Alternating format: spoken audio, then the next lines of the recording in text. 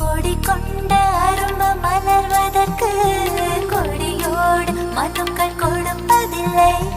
பழங்கள் பழுத்ததும் பறவைக்கெல்லாம் மரங்கள் தந்தை ஒன்றும் அடிப்பதில்லை. மௌனத்தை போல் பெண்ணின்